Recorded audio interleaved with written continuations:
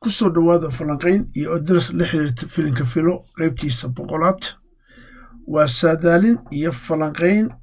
saadaalintu waxay la socotaa qaybta 100aad, falanqayntana waxay la socotaa qaybta 99aad. marka labada ayaa isku xiraynaa si ay hordhici karaan.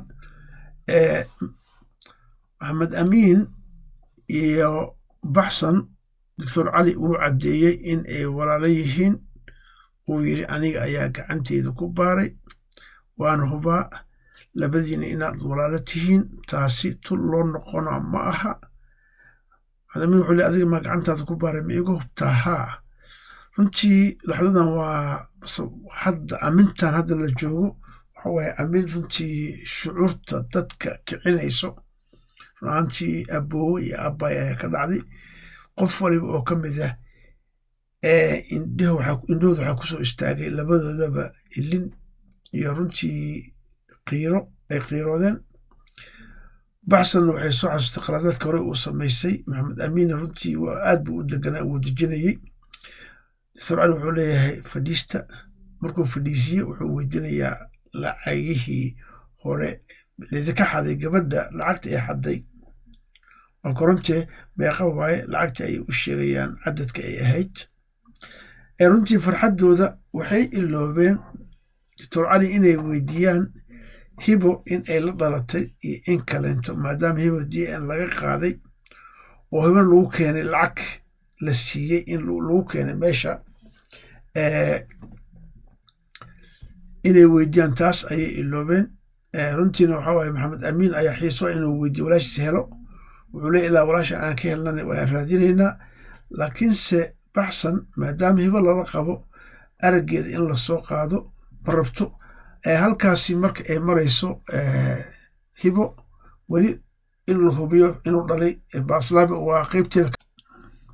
halkan waxaa nooga muuqdo shariif halaag iyo daadii. runtii shariif halaag xoolihii lasoo dhacay oo dhan isaga ayaa isku qurxiyey, korontana wuu ka qurxiyey. laakiinse asxaabtii kaleento oo dhan wuu iloobay, faraha ayuu ka qaaday. daadii hadda dacwo ayuu socday, shaqadii waa liiga soo eriyey, wax lacag ma haysto, adna saasaad waxaad ragoonaysaa, wax ilaa xaqiisa ma aha. wuxuu u sheegayaa lacagtii waa la qaybinayaa, baldoos ha noo yimaado. wuxuu leey maxaan ku gaaraa aniga baldoos baaba gaarid ii leh, wax aan haysto ma jirto. marka runtii daadii shariif halaag wuu u gar dhiganayaa oo leyn saas ayaa dhacday.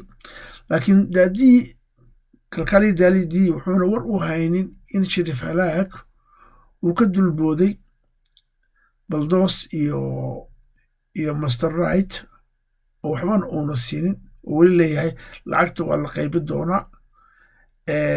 marka daadii wuxuu ku qeyna u leeyahay adna saas baad u labisan tahay, anna guriga ijaarkiisa wax aan ka haya male. wuxuu leeyahay katiinadan aad sheegaysid daadiyo waa 20,000 waaye, asna wuxuu ku leeyahay $200 heli karan, adna 20,000 ay leedahay, waxaan lacag ma aha.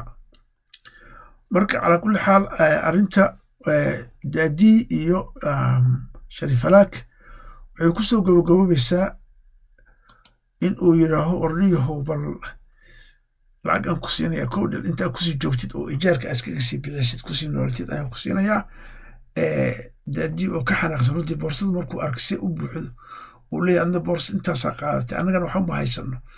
laakiin daadii waa runtii barbar ayaa loo ridayaa kadib markii 20,000 gacanta laga saaro oo la yidhaaho oo shariif halaag leeyahay qaado 20,000.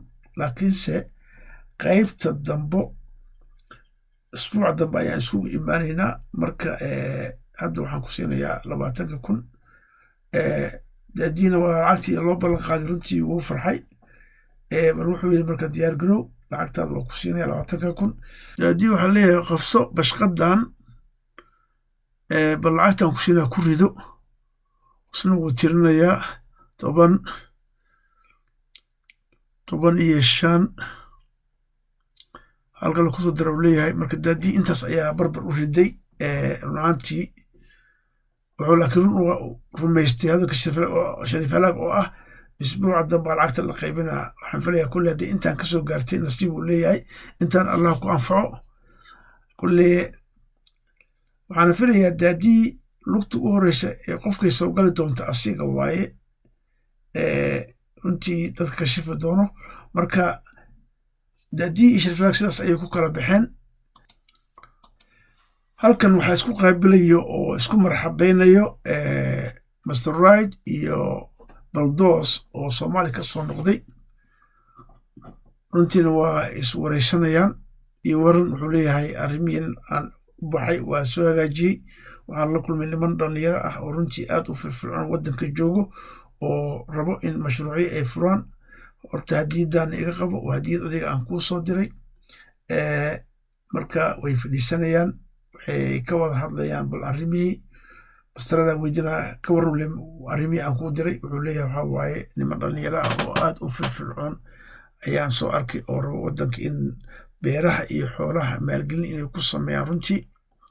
marka waa ku dhaqaaqaynaa. laakiinse waxa waaye master right ayaa warbixin siinaya uu leeyahay uu nin yahow arrintii iyada ahayd ninkii odaga ahaa ee shariif halaag ahaa lacagta maba lahayaba wax lacag lahaya ma jirto. sababtoo ah waxa waaye ninkii lacagihii isaga ayaa si gaar ah u adeegsaday oo u lunsaday. marka maxaan mashruuc samaynaa? shariif halaag ayaaba aniga bustoolo iila soo baxayba oo runtii ila dagaalayba oo xataa lacagtigii. marka arrinta halkaasay maraysaa. marka baldoos oo gacan fudud ma noqon doonaa nin shariif halaag weeraro filo adduunya wax kasta ka filo